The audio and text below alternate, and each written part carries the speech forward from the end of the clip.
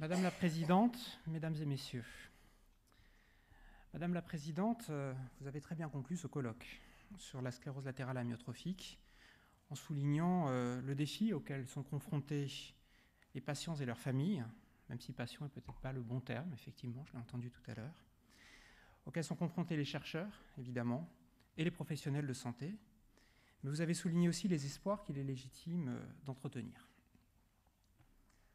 En tant que représentant du ministère de la Santé, et plus particulièrement, et plus modestement aussi, en tant que membre de la Direction générale de l'offre de soins, en charge du plan national maladies rares 2011-2014, je ne saurais mieux que vous, à l'évidence, féliciter chercheurs et soignants qui le méritent amplement pour leur implication et leur persévérance.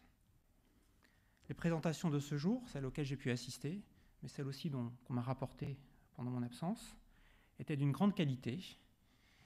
Votre colloque est de ce point de vue une vraie et belle réussite. Je veux donc plutôt profiter de l'occasion que vous me donnez aujourd'hui pour saluer le travail de votre association et dire qu'elle est pour la DGOS un partenaire à part entière.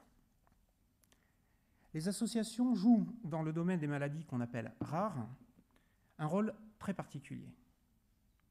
Elles soutiennent les malades et les chercheurs, font évoluer les esprits, interpellent les pouvoirs publics.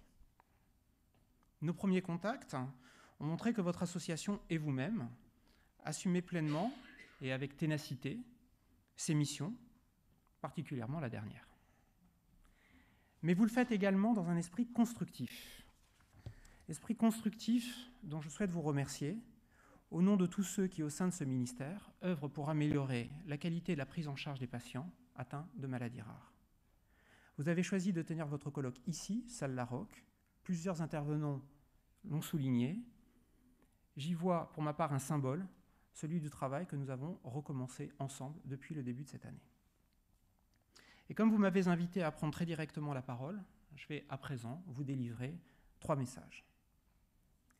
En premier lieu, je veux vous dire que la sclérose latérale amyotrophique, comme toute maladie rare, nécessite une attention particulière en termes de santé publique.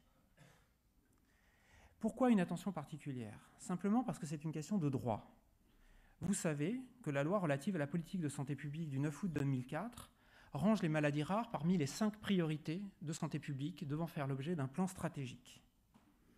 Et ce droit s'est traduit dans les faits. La prise en charge de la SLA a fait l'objet d'une structuration spécifique en France à partir du début des années 1990, plus particulièrement sous l'impulsion de votre association, relayée par, à l'époque, un ministre délégué à la Santé, ont été mis en place les premiers centres de compétences pour la SLA à compter de la circulaire du 17 avril 2002.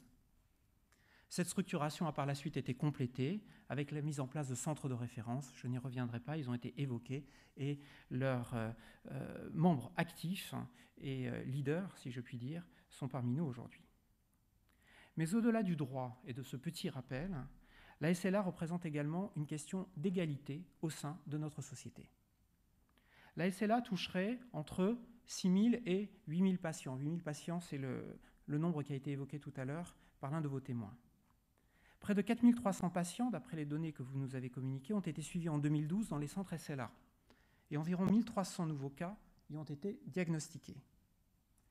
Derrière ces chiffres, il y a en fait une ambivalence. En termes de santé publique, ces chiffres sont petits. Mais en termes d'enjeu social, ils sont très importants. Derrière ces chiffres apparaît l'ambition des plans nationaux pour les maladies rares.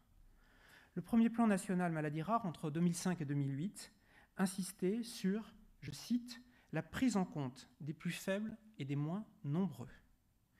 Il formulait des enjeux, l'égalité d'accès aux soins, la meilleure qualité de prise en charge, le meilleur accompagnement pour les malades en dépit de la rareté de leur maladie.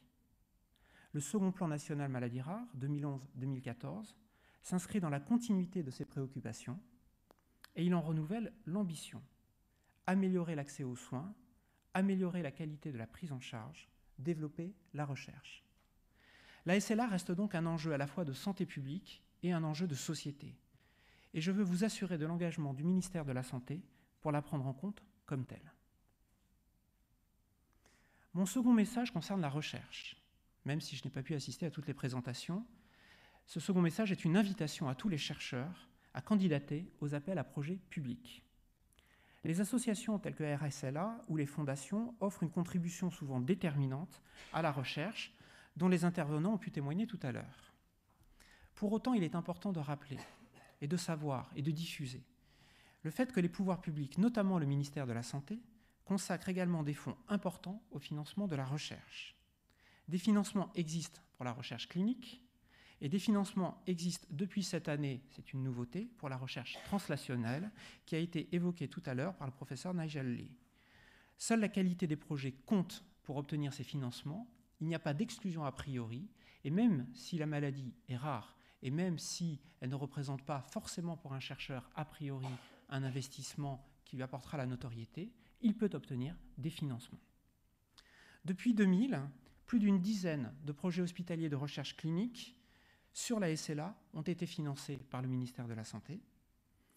Et aujourd'hui, au moins, d'après nos décomptes, mais il faudrait qu'on les compare, 4 sont en cours à la PHP, au CHU de Limoges et au CHU de Tours. Les deux plus récents qui concernent la stimulation phrénique intradiaphragmatique implantée, portée par le docteur Jésus Gonzalez à la Pitié-Salpêtrière, d'une part, et l'évaluation de l'analyse métabolomique dans le diagnostic précoce de la SLA, portée par le professeur Christian Andrès au CHU de Tours, d'autre part, ont déjà fait l'objet de financements à hauteur de 523 000 €, leur budget total, qui sera honoré en fonction de l'avancement des projets, se montant à 1 043 000 €. La recherche sur la SLA est donc soutenue et encouragée par les pouvoirs publics. Enfin, mon troisième message, évidemment, va concerner la prise en charge. Je veux vous faire part de nos perspectives de travail concernant cette prise en charge et apporter une amorce de réponse aux questions que vous avez évoquées. Les questions que vous aviez posées en 2009 et les pistes qui avaient été tracées alors, 2009 déjà, gardent aujourd'hui toute leur actualité. Le travail a donc repris avec vous et les professionnels sur ces bases.